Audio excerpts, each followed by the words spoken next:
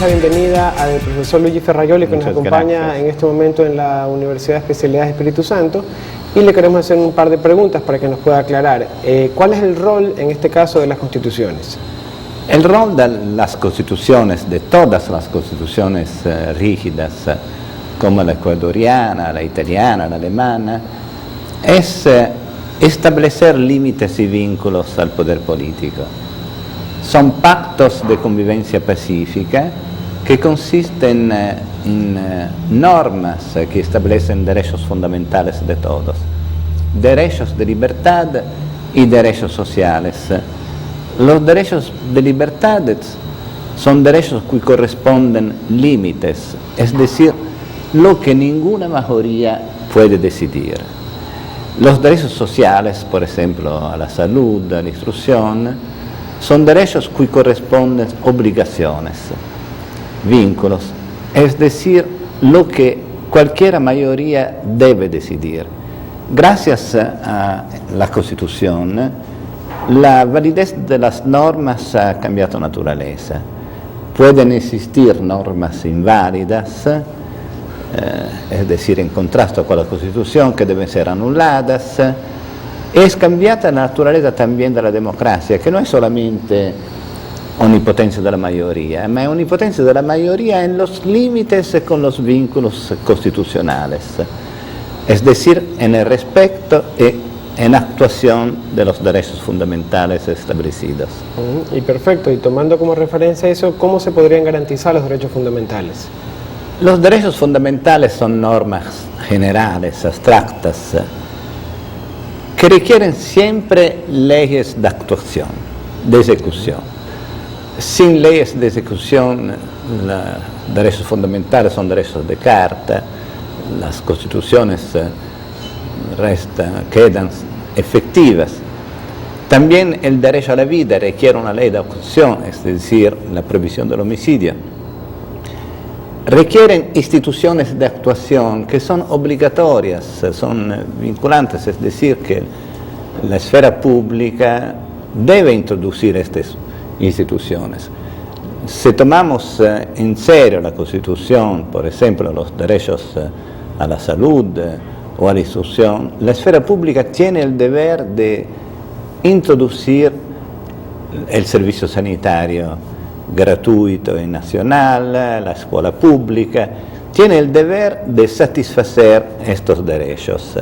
Solamente con la introducción de estas garantías, de estas funciones públicas e instituciones de garantías, las normas constitucionales tienen efectividad. Los límites y los vínculos son límites y vínculos efectivos. Perfecto. Y de las preguntas que están en boga en este momento, por tantos derechos que están vulnerados y a su vez garantizados, ¿qué opina usted sobre la libertad de prensa? La libertad de prensa es un derecho fundamental.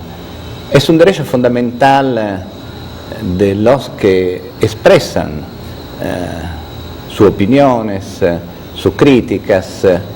Es un poder que tiene el deber de controlar la esfera pública, el ejercicio de los poderes públicos. Sin embargo, sin garantías, esta libertad puede ser inefectiva y transformar el rapporto con el poder en el contrario, cuando, es decir, es el poder que controla la prensa y no viceversa, la prensa que controla el poder. Por garantizar la libertad de prensa, yo creo que es necesaria una incompatibilidad total entre la prensa y los poderes políticos, y también una garantía de los jornalistas de la propiedad. La libertad de prensa, de expresión del pensamiento, es libertad de expresión del propio pensamiento, que es un derecho fundamental que no puede ser considerado una variable independiente del mercado, es decir, de la propiedad de los medios.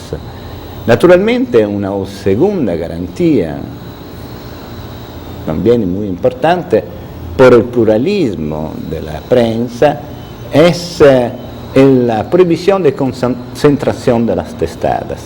Yo quiero que en una democracia ninguno puede poseer más que un canal televisivo, más que un diario, Esto por impedir la concentración, la acumulación del poder y el posible control de las opiniones, la manipulación de la opinión pública.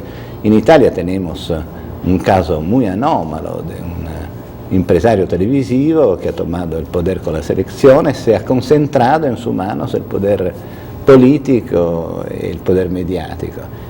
Debería ser una incompatibilidad muy fuerte, creo que la experiencia italiana debería servir de enseñamiento. Claro, bueno, muchísimas gracias por su tiempo, profesor.